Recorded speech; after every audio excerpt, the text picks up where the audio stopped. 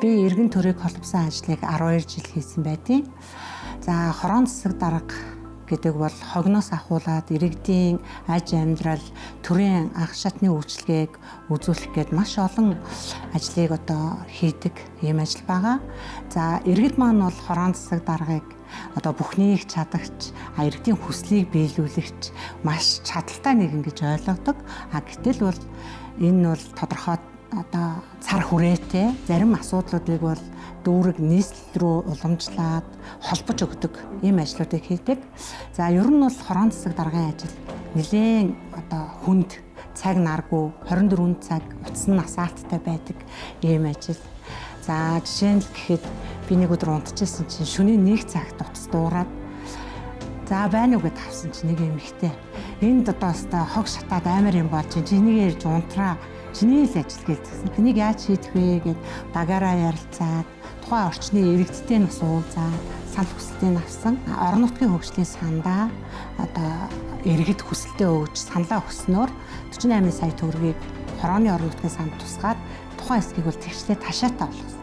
За дараагийн жилд бол 605 сая төгрөгийг 2 жил дамнуулж суулгаад дүүргийн орон нутгийн хөгжлийн санд.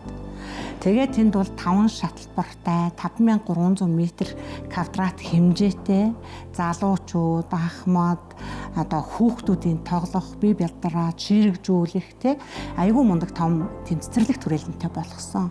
Тэгэхээр хорооны засаг дарга, иргэд тэр тухайн сонгогдсон төлөөлөгч нар нийлээд зөв уламжилж чадах юм бол төсвтөө суулгаад юу ч хийж болдгоо гэдгийн энэ жишээг бол манай иргэд маань бид багтаа нийлж агаад шийдэж чадсан байгаа. Тэгэхээр иргэдийн оролцоо гэдэг бол маш чухал зүйл юм аа. Иргэд хорон даргатайгаа хорооныхоо баг хамтлагтай хамтраад бол уламжлуулаад ч гэсэн юу ч бас хийж төглөг тухтай орчингоо бүрдүүлж чадна. Өөрчлөлтийн төлөө дуу хоолой байна гэдэг бол өөрөө яг ирээд одоо энд таг харанхуй болчлоо, камер тавиад өгөөч, гэрэлтүүлэх хэрэгтэй байна гэдэг асуудыг хороо шийдэх юм уу, дүүрэг шийдэх юм уу гэдгийг хороон дээр ярьж асуугаад хаана очих вэ гэдэг газраан заалгаад бөөнөрөө олноороо нийлээд асуудлаа тавиад хариугаа авах. За бичгээрч өгж болно, өөрснөө очиод уламжилж болно, цахимаар хандаж болно. Энэ зүйлүүд дээр оролцоогоо хангаж ээж одоо таны дуу хоолой бусдад хүрэн асуудал шийдэгдэнэ гэдгийг бас ойлгох хэрэгтэй гэж боддог.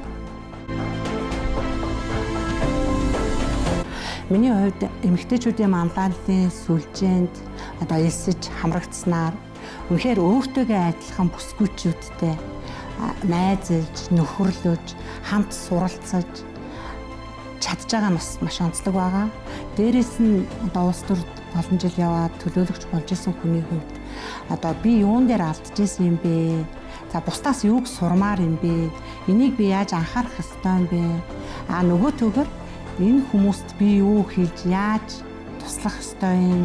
Энэ дээр нь зөвлөд өгч юм бол энэ хүн цаашаа явах боломжтой юм байна. Бид хамтдаа ихийг хийж бүтээх юм байна.